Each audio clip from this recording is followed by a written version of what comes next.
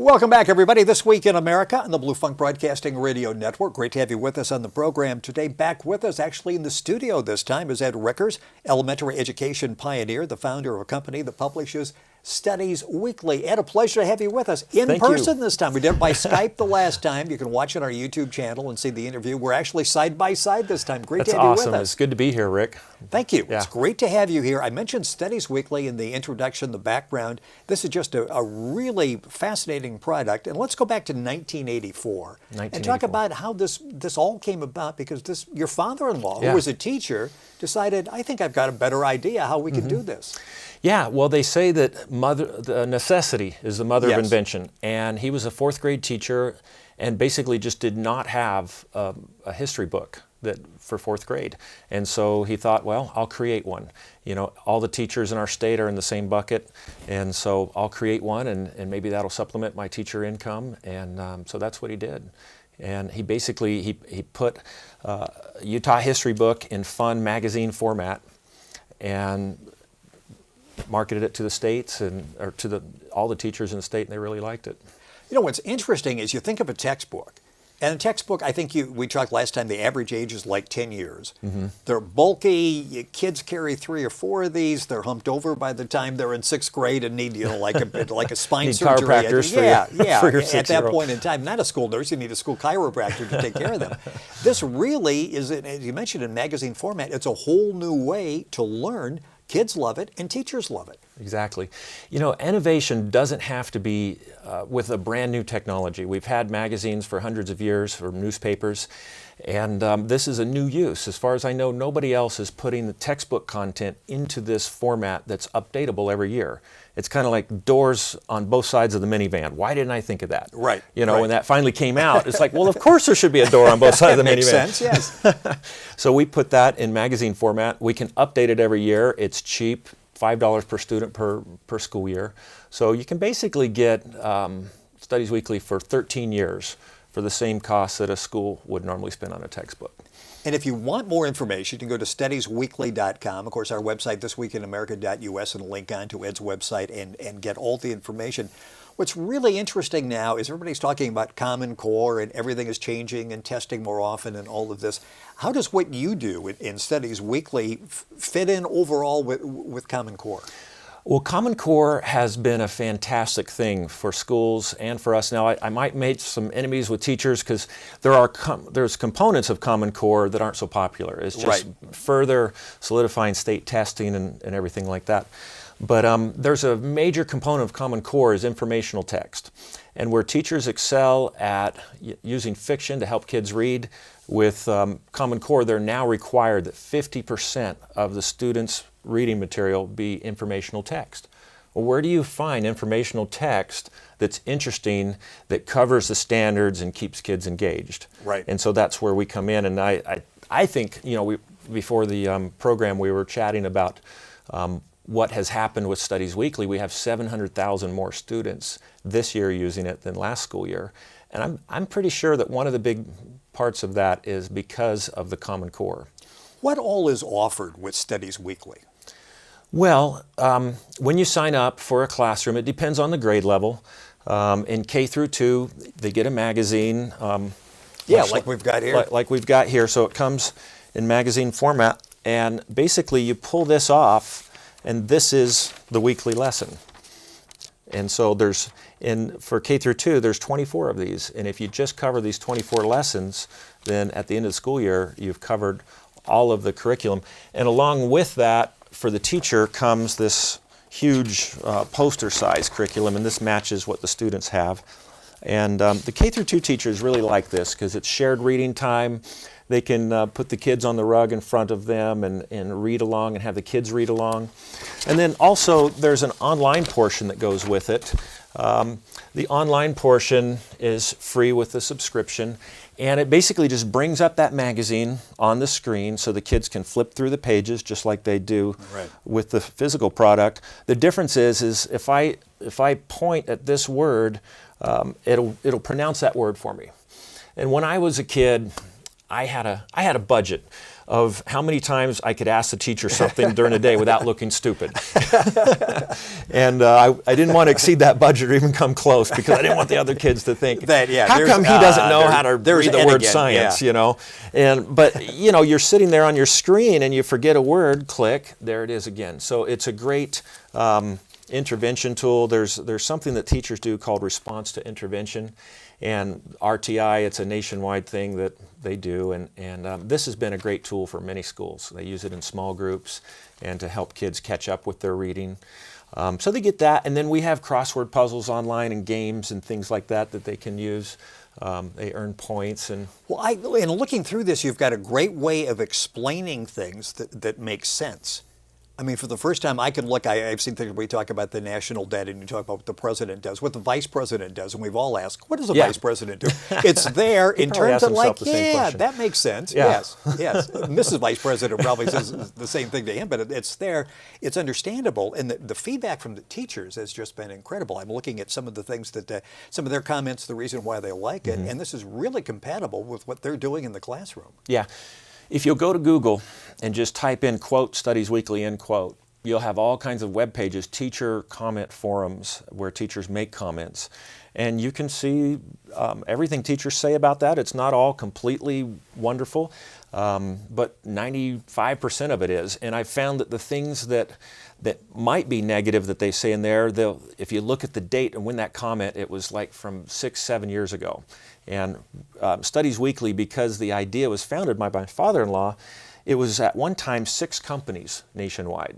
And so there was not a central editorial control over that. And so our company, my wife and I started this based on his idea in '98, and we basically grew, and eventually we ended up buying out the other sister companies. And so we fixed, 99% of the problems. Right. Nothing's perfect, but we're sure trying hard to make it that way. Ed Ricker is our guest on This Week in America. His website is studiesweekly.com. Our website is thisweekinamerica.us. You can link on and log on and get all that information. You have to be able to act quickly with this format, as opposed to a textbook. When something changes, I can remember getting textbooks and going, when was this thing written? Things aren't the way they were when the textbook was written. Something happens now and you're able to reflect it fairly quickly. Yes. Yeah. By the time a textbook comes on the market, it's basically, it was written 2 years ago. Right. And so it's some of the material in there is obsolete. And the standards changing. That's the thing that will make it obsolete the quickest. For instance, I was just in Tennessee last week, and I talked to the State Board of Education there, and they are adopting our program K through 5 as a textbook series.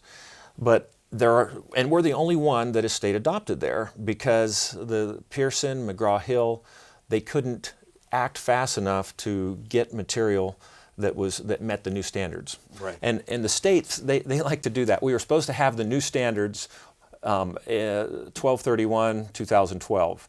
We finally got them in mid-May. Close, it's within a year. So they approved the standards in mid-May. June 21st was the deadline for final product samples. And so when I was talking with my contact at the state committee, I said, well, of course you're going to push back the sample deadline, right? And he just laughed and he said, no, that has to stay where it's at. So we had literally 5 weeks to put materials together, and we did that. I'm really proud of our editorial group, because we accomplished that. I said, well, what do you suggest we do? And the guy from the state said, drink lots of caffeine. Yeah, good luck staying away for 72 straight hours. So I don't think they slept for a month and a half. Probably didn't. And the nice thing, too, is I'm reading, and you're here because you're traveling and you're talking to school boards of education around the country. Individual families, if they homeschool, can also take advantage of Studies Weekly. Exactly, yeah. Yeah, I think there's something like 3 million children that are homeschooled nowadays. And and we have a lot of homeschools that find us on the internet. And I believe the single price is $10. So for $10 a school year, they can get that's everything. The other thing, affordability. You mentioned that in the beginning. Let's go back and talk about Studies Weekly, what this actually cost, as opposed to what the textbooks cost. And a lot of schools can't update textbooks because they have so much money invested in them. Yeah. Well, and we're at a point in history where literally a lot of districts are holding off because they sense that there's something coming down the line that's going to be totally web-based, and we don't want to waste money on a textbook right. because it'll be obsolete, and then we'll have this web thing. And the problem with it is there just isn't state-specific content, very much of it out there, that's based on the state standards that is web-based. And so, you know, if they stopped buying textbooks, they'd have to be very inventive and creative to come up with content for the classroom, because it's just not organized like that anymore. You'd think that we'd be farther along that way. Yes. When you look at teacher comments, they're saying this really makes social studies teachable again. It makes it fun again. It makes it relatable. The students are able to pick up on social studies. As your father-in-law being the one who originated this concept and a social studies teacher, this has to be like, wow, this is great. We just made that relevant again. Yeah, and it feels wonderful to make something so important relevant in students' lives. And incidentally, since we spoke last in May, my father-in-law passed away. Oh, I'm sorry to hear that. He was the founder of this, and of all days, he chose the 4th of July. Oh.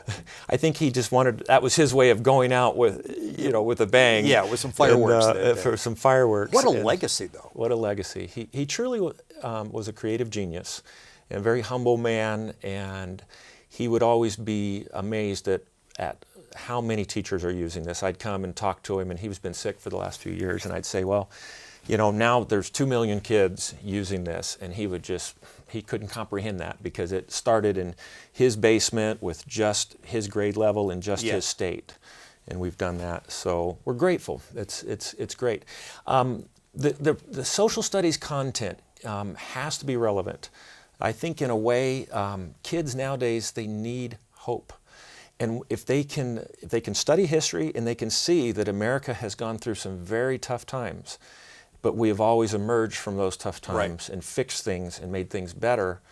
I think it gives a child perspective that, you know, even though it always seems like the world's going to end, you know, next year. Yes. It has seemed like that all along. And somehow I remember back we're when still I here. was studying social studies in elementary school, it seemed like this is it. Yeah, this is it. You know, imagine World War II when the bomb dropped. What those people thought. This is crazy. What's going to happen next? Yes. And so now I see what all the crisis that we look at today, and what are kids thinking. It's a good thing that kids aren't interested in the news, because they'd be really depressed about their future if they were. So, but if at a young age they can learn the perspective that social studies and history gives, we feel like they'll be better equipped when they become adults to understand their place in the world. Studiesweekly.com is the website, and I know if you go there and you're saying, okay, I live in Montana, you can actually go click in, get all the information, Click, find Montana. out what schools, and get free samples if you would like to take those to teach. Yeah, in fact, I brought that because I couldn't remember what we had sent to you, and I thought I have to have something in my hand when I come in the door. There we go, the express samples, yes. Express samples from Studies Weekly. So we'll send you this. There's all kinds of samples. It's a K through 6 sample. In here it's got a picture of my father-in-law, a little bit about his story there, and just samples of the large editions and the K through 2. This happens to be for Ohio. This is 3rd grade and 4th grade, and we're just amazed at Ohio as well. This publication, 21,000 students in 3rd grade, where 2 years ago it was 4,000. And so social studies is being taught again, so that's a good thing. Well, it is, and you have to be happy too, because I'm sure a lot of the endorsements you get are from teacher to teacher, administrator to administrator. Yeah. Basically out there saying this is a great program. I mean, it really does the job. The kids love it, and it's affordable. Yeah. You know, I don't want to jinx anything, but we're starting to think tipping point, because we've actually doubled our circulation in the since 2 years ago. Amazing. And so, and it just keeps increasing, kind of at an increasing rate. So we're hoping that we can help more and more schools that way. How difficult is it to stay current and to keep changing? And you mentioned all the guidelines you have to follow from state to state. I would think that would be almost a full-time job for a number of people just to stay on top of everything. Well, and thank goodness we have a number of people, and we're always hiring more. But in the state, there's 50 states, as we know, and we cover K through 6. That's 7 grade levels. So we look at that as 7 times 350. Or 7 times 50 is 350. So we have 350 market segments that we serve. And we primarily have social studies and science in those. our editorial group actually keeps track of the state standards of all 50 states in those subjects and those grade levels. And then when you go online, and it's probably 90%, it is a hard thing to keep up with, and the Right. states change things quickly, and so it takes us a while. But probably 90% of those grade levels, if you go online and you bring up Montana second grade, you're going to see the scope and sequence, which is basically describes each weekly unit, what the lesson is, and you will see the Montana standards that are covered in that weekly unit. Ah, okay. And we do that times 700. Wow. And all of our editorial staff is exclusively former teachers, and they're based in St. Louis and Florida. Actually, we have some staff there in Florida too. And Utah now. Utah and Florida are our two distribution centers. We ship from Utah to the western United States. In Florida, Jacksonville, we ship to the eastern part of the United States, and that we find that serves the customers better. It gets there quicker. Right. But traditionally, we have all of our computer programmers and our artists, our graphic designers, and the customer service and everything is there in Utah. And then we have our editorial in St. Louis, and that's headed up by Kathy Hoover. She's our editor-in-chief, and she's been with us about 12 years. She's a former teacher. Got about 30 seconds left in the program. What reaction are you getting when you go in and you make that initial contact with boards of education, with administrators, and you're explaining the program? Are they open-minded? Because this, such a simple idea is out of the ordinary. I mean, it's not a textbook anymore. It's simple, yeah. The initial excitement is always interest and excitement. I mean, the initial response is always just interest and excitement, and then there's things questions to answer. It depends on the district, but the larger the district, the more careful they have to be with which programs, and everything has to be vetted very carefully. But we've had several very, very large districts adopt Studies Weekly as their textbook series. It's an excellent product. You can find the information at studiesweekly.com, or you can go to our website, thisweekinamerica.us, and kind of get all that information. Ed Recker's back with us on the program. A pleasure. Thank you. Great to have you actually with us. Nice to meet you in person, Rick. Thank you. Same here. One of the times you're out on the road talking to boards of education and administrators all across the country. Again, all the information available at Ed's website, studiesweekly.com. You're listening to This Week in America on the Blue Funk Broadcasting Radio Network.